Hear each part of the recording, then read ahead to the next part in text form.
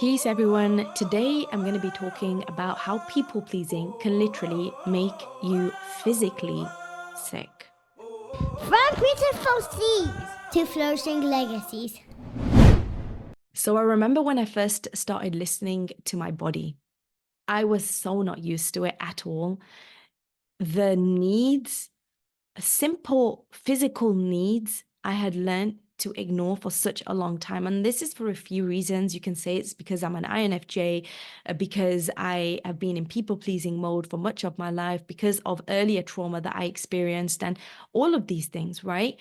But I forgot to listen to my body. I forgot how to listen to my body.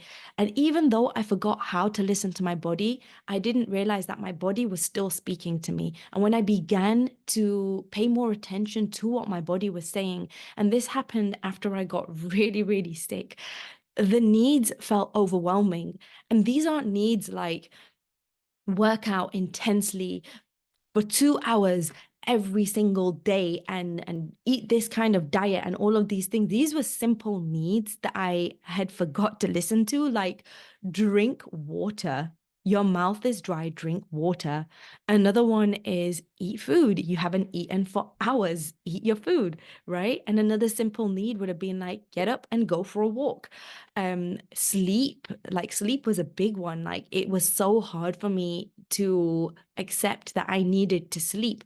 So anyway, when I began to listen to my body, it felt overwhelming. It felt like there were so many messages that I was getting and I didn't know how to fulfill it. And it was exhausting listening to my body. And I was so tempted to kind of ignore all of those needs again.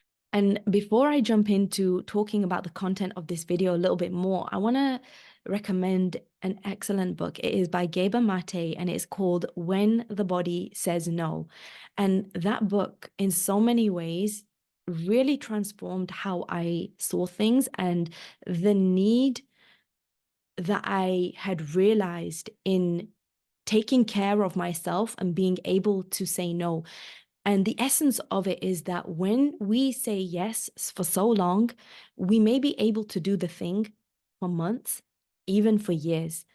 However, our body, if it is incapable of doing this thing, in doing whatever someone else is asking us to do, in working that job that you can't stand, in writing that piece of paper that you don't believe in talking to all of these people and feeling like as if you would rather not talk to them or be around them.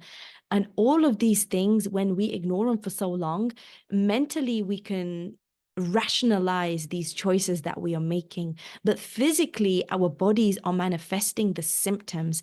And it is so interesting because chronic illnesses and certain types of chronic illnesses, for example, MS, there are so many different types of chronic illnesses. And through research, it was found that the people who have these chronic illnesses actually manifest certain personality traits.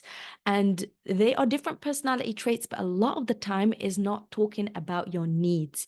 And this can come in the form of saying yes to everything, people pleasing. It can come in the form of never asking anyone for any help and being stoic in your personality. And this manifests in a certain type of chronic illness as well.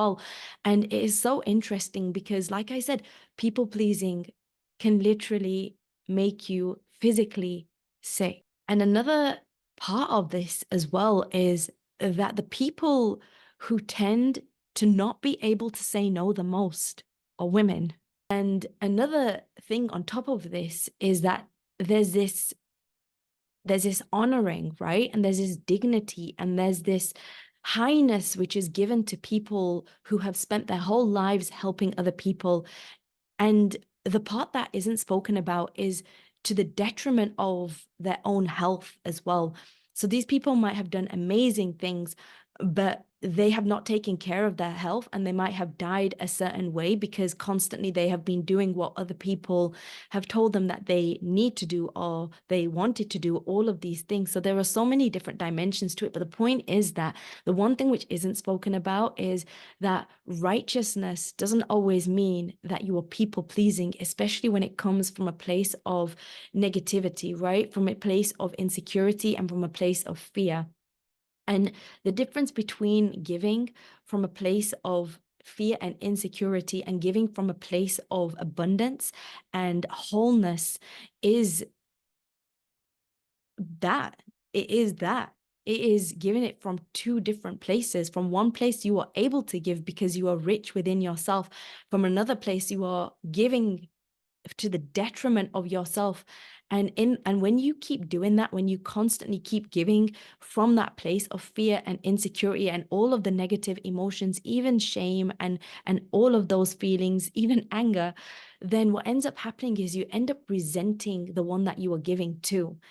Whereas when you give from a place of fullness, because you have taken care of yourself, you have taken care of your needs, even if it is a simple need of drinking water before you answer the phone to talk to someone, then you are giving from a place of fullness, and you're giving from a place of in the name of God, right? We always say in our religion, Islam, which is in the name of God, it is truly from a place of sincerity.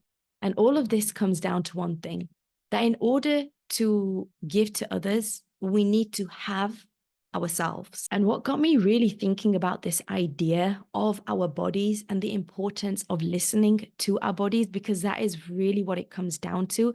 It comes down to being able to listen to our bodies. And I know that that is so much easier said than done, because so many of us have maybe been through something when we were younger or even older. It might have been a trauma where we became more disassociated with our bodies and we became more focused on our minds and thinking about things. And that is absolutely okay. And sometimes when we first begin to feel our bodies, it can feel overwhelming, like it did for me. It was overwhelming just to think that, hey, I have to tear myself away from this one thing and go to sleep and get a nap. Otherwise, later on, the pattern normally is that I'm angry, I'm frustrated, I don't feel like I'm in a good place, and everyone has to suffer my wrath. So just take a few minutes and take a nap and then come back. Simple things like that, right, can feel so overwhelming when we have not listened or learned not to listen to our bodies for so long. So the first step is learning, relearning how to listen to our bodies. And this is something that we can totally do, because when we were babies, that is literally all we did. And our baby self is literally our most primal and most natural self. And when a baby wants to eat, it cries, it feels the hunger. When a baby is overstimulated, they cry, they feel the overwhelm. When a baby is away from someone that they care about, their mother, the carer, then they end up feeling a certain way. And that is all normal. But what is not normal is how we have maybe been raised, the people we have been exposed to, the environments that we have been around. And from all of these things, we've become disassociated from our bodies, and we have become so stuck in our minds because that is where we feel safe. We can think ourselves out of situations, but the crazy, and I don't want to use the word crazy, so I take the word crazy back. But the most bizarre thing is that we end up reliving the same pains that we experienced when we were younger.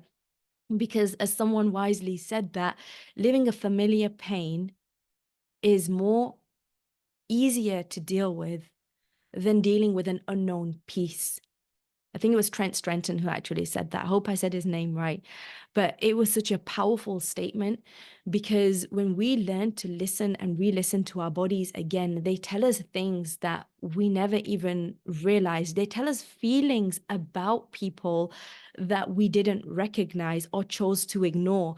And it's that gut feeling when you meet someone and you feel like maybe there's something off or something is not really happening in the situation, or that this situation is like this, instead of seeing it from a place of like rationalizing constantly from our minds. And what happens when we start to listen to our bodies is we begin to see the world as it is.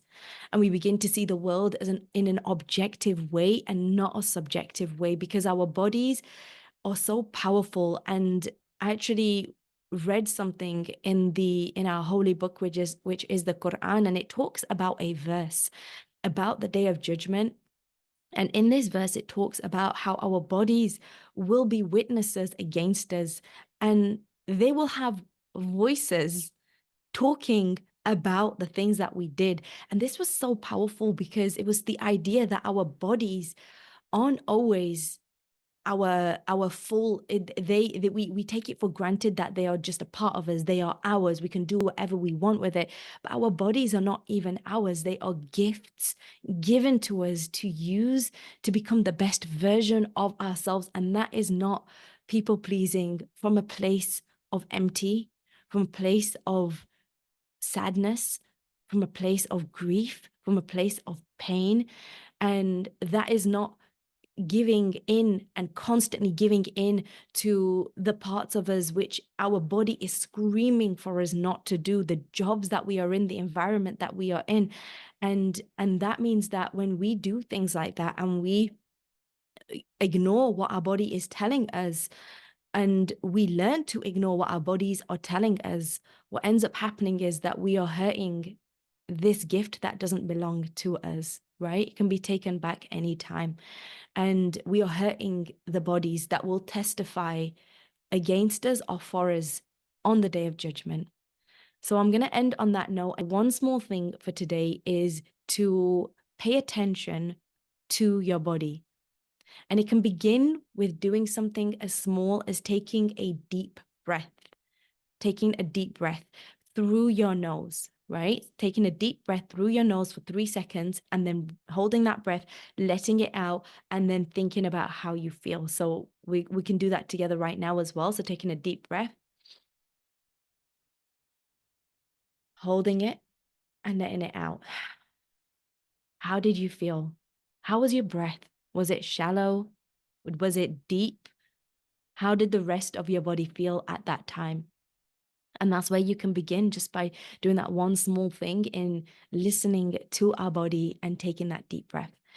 I would love to hear your own experiences about your people pleasing, if you have issues with people pleasing in the past and what you learned from it. Please share your lessons so many others can benefit from your experiences as well.